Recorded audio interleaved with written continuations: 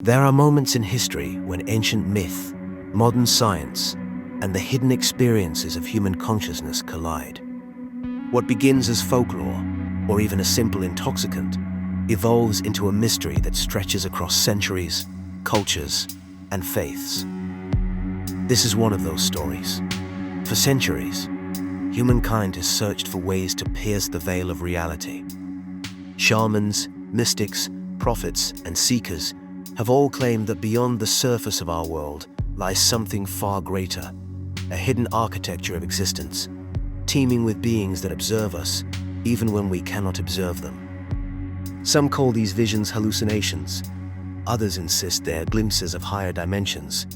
But for those who have experienced them, through ritual, meditation, or substances that alter the brain, the conviction is almost universal. The encounter feels more real than real itself. And when these encounters speak, the words echo with a weight that feels ancient. Sometimes the entities offer guidance. Other times they command obedience. Imagine meeting a presence you can barely comprehend, only for it to fix its gaze upon you and utter the chilling words, "Worship me." Is this delusion? Is it deception? Or is it revelation of a truth hidden from ordinary human sight? Modern Egypt has become an unlikely focal point in this enigma. What might appear to be a contemporary crisis of drug abuse is in fact tangled in a lineage of ancient practices, pharaonic rituals, and metaphysical theories. Egyptian authorities today are confronted not just with the dangers of a lethal synthetic drug, but with the same haunting questions that troubled mystics thousands of years ago. Who lives beyond the veil? And what do they want from us? To understand the present, we must look back to the ancient Nile, to pharaohs who sought contact with the divine, to flowers carved in stone, and to modern scientists who, knowingly or unknowingly, have reopened a doorway. In Cairo, 2019, a tragedy unfolded that would bring hidden practices into the national spotlight. A 6-year-old girl named Camelia passed away after ingesting a mysterious pill. At first glance, it looked like a terrible accident, the kind that happens when a child swallows her parents' medicine. But investigators quickly realized this was not ordinary medicine at all. The pill was known in Egyptian streets by a chilling name, the Blue Elephant. Authorities traced its distribution and discovered that it was no mere recreational drug. Those who took it claimed it unlocked gateways to other dimensions. Users described entire worlds opening before their eyes, landscapes that defied the laws of physics, and, most disturbing of all, encounters with intelligent entities. Government reports classified it as a deadly variant of dimethyltryptamine, or DMT, a molecule found in plants, animals, and even within the human body itself.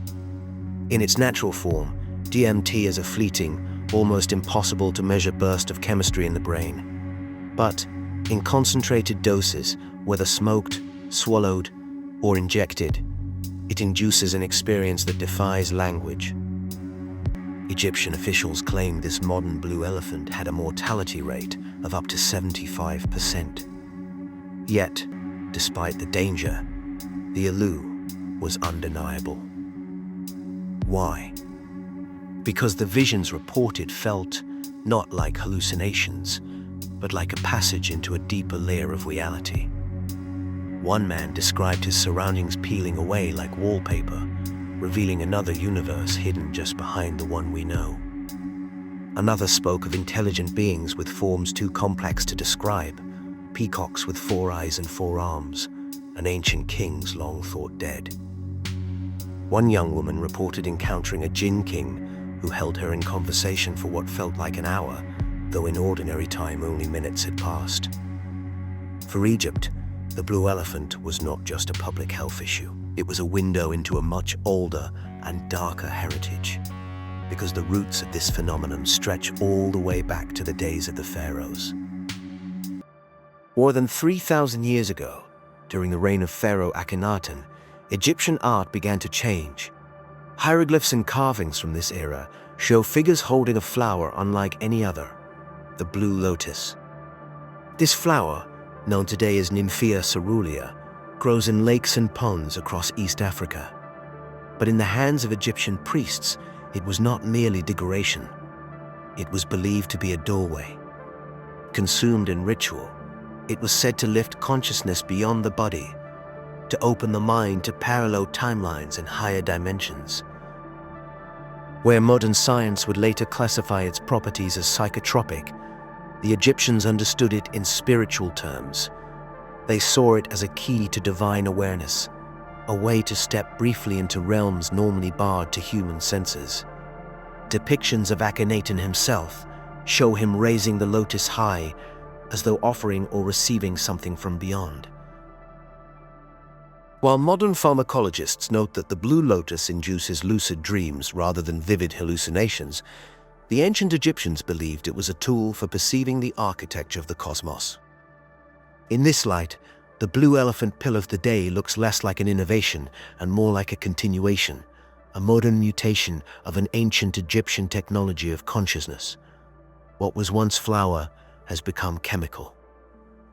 What was once ritual has become illicit, but the doorways being opened may be the same, and with those doorways come the same entities. Those who ingest these substances across cultures and centuries describe similar encounters, beings that radiate intelligence, environments built of impossible geometry, and a voice that speaks with authority beyond comprehension. Some claim the entities teach, some claim they deceive, and in rare but terrifying cases, they command worship. The Quran itself acknowledges such beings. It warns that there are creations who move unseen, observing us when we cannot observe them. In Surah Al-A'raf, it is said, "Indeed, he and his tribe see you from where you cannot see them." For believers, this was not metaphor, but a stark reality, a parallel race, the Jinn, capable of traversing dimensions, influencing humans, and demanding allegiance. When ancient Egyptians raised the lotus, were they meeting angels, demons, or the very Jinn spoken of in scripture? The modern blue elephant suggests the question is far from settled. When we speak of the unseen, our imaginations are quick to conjure ghosts, shadows, or tricks of the mind. But the Quran describes something altogether more profound, a race of beings created from smokeless fire, endowed with intelligence, free will, and power, beings who exist in realms parallel to ours. The Jinn, they are described as seeing us while we cannot see them. To the skeptic, this is poetry. But to those who have experienced the altered states of consciousness that substances like DMT unleash, the description feels eerily literal. Travelers into these states describe standing in landscapes of light and sound, watching as entities step forward, not imagined, not dreamed, but present. Their eyes, if they can be called eyes, radiate intention. Their words, if they can be called words, strike directly into thought. And more than one traveler reports the same chilling pattern. The being does not merely converse, it tests, it tempts, offers, and sometimes it demands worship. Here the line between hallucination and the Quranic description of Jinn becomes dangerously thin. The Prophet Muhammad himself warned that among the Jinn are believers and unbelievers, allies of humankind and enemies sworn to lead us astray. The unseen is not neutral, it is divided. The Prophet gave warnings: when night falls, bring your children indoors, for demons spread out at that hour. When a dog barks at the darkness, perhaps it perceives what human eyes cannot. Could it be that the entities encountered in modern psychedelic journeys are the very same beings Scripture has cautioned about for millennia. That the laboratory extraction of DMT, rather than unlocking a purely internal hallucination, is tearing a hole through the veil. The ancients would not have hesitated to answer. To them, there was no question. The beings beyond were real, and contact with them was a matter of immense danger. To understand the power of the Jinn, one must journey back to the reign of a king unlike any other, Prophet Solomon, son of David. The Quran records that Solomon was granted authority not just over men, but over animals, winds, and the Jinn themselves. They labored for him, building monuments, forging metals, and diving into the seas to retrieve hidden treasures. The Jinn were his workforce, his spies, his unseen allies. But even within his dominion, there were rebels. Legends from Jewish, Christian, and Islamic traditions tell of demons bound by Solomon, forced into service, yet ever plotting rebellion. Ancient manuscripts, like the Testament of Solomon, list the names of 72 spirits said to have been captured and sealed within a brass vessel. Whether myth or metaphor, the story conveys a truth recognized across civilizations. The unseen world is organized, hierarchical, and political. There are kings and courts among the Jinn. There are whispers of alliances and betrayals. Some texts even claim that when Solomon died, the Jinn continued laboring, unaware of his passing, until a worm consumed his staff and his body collapsed. A stark reminder that even kings cannot rule forever. But in the ruins of that empire, the belief persisted. In Spain, legends tell of Jinn guarding the palaces of Granada.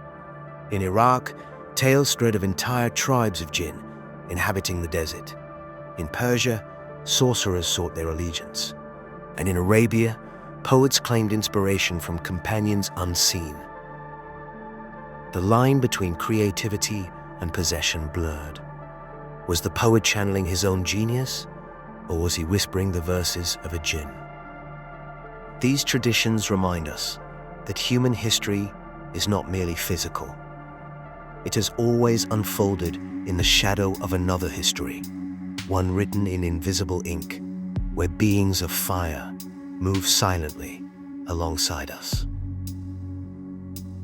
Long before humanity walked the earth, the Quran and Hadith describe another age. An age of beings who roamed the world before Adam, before the clay of man had been shaped. They were called the Hinns and the Bins, precursors to the Jinn, who clashed and destroyed one another in endless wars.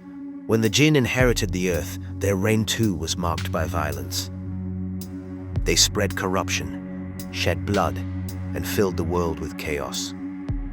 So when God announced to the angels that he would place a new creation, humanity, as stewards of the earth, the angels protested. Will you place upon it one who causes corruption and sheds blood, while we glorify you with praise? The concern was not abstract. They had seen it before. They had watched the Jinn, and among those Jinn was one who would rise higher than all the rest, a being of extraordinary piety, admitted even into the company of the angels. His name, Iblis. But when Adam was created, shaped from clay, and commanded to be honored, Iblis refused. His pride boiled over. I am better than him, he declared. You created me from fire, and him from clay. From that refusal began the oldest war, not a war of armies, but a war of whispers, a war for allegiance, a war in which the battlefield is the human soul. The Quran declares that Iblis and his tribe see us from where we cannot see them, that their goal is to lead as many astray as possible, to make us forget, to deceive, to corrupt. Modern encounters with DMT entities that demand worship echo this primordial story. What is described in sacred text as temptation is mirrored in the trip reports of modern psychonauts. The form may change, peacock, king, radiant being of light, but the message remains constant: serve me. And so we arrive at a sobering possibility. The Blue Lotus of Egypt, the blue elephant pill of today, and the molecules that fire within our brains are not merely producing chemical illusions. They may be thinning the veil in a war that began before humanity was born. The story of the unseen is not one of simple horror. It is a story of proximity, of neighbors we cannot perceive, watching us, influencing us, waiting for moments of weakness or curiosity. Scripture warns us not to terrify, but to make us conscious. The prophet advised his followers to recite God's names, to cover their vessels at night, to guard their children at dusk, not out of superstition, but out of recognition that another world intersects ours in ways subtle but real. Science, too, is inching closer to this recognition. With each study of the pineal gland, each exploration of DMT, each account of near-death experience, researchers confront a mystery that defies simple materialism. For thousands of years, the same patterns repeat. Shamans drink the brew, prophets retreat into the desert, modern seekers swallow the pill, and they all return with the same haunted eyes, the same words: "I saw them." But whether you believe or not, the fact remains. The testimony is consistent. Across continents, centuries, and civilizations, humans have reported encounters with beings that claim dominion over us. And if even one of those testimonies is true, then the veil between worlds is thinner than we dare imagine. The question is not whether they exist. The question is, what do they want from you? What do you believe? Are DMT entities a product of the brain, or are we glimpsing the Jinn spoken of in the Quran and ancient traditions? Comment your thoughts below, and don't forget to like, share, and subscribe for more deep dive documentaries on forbidden history, hidden dimensions, and the mysteries of the unseen.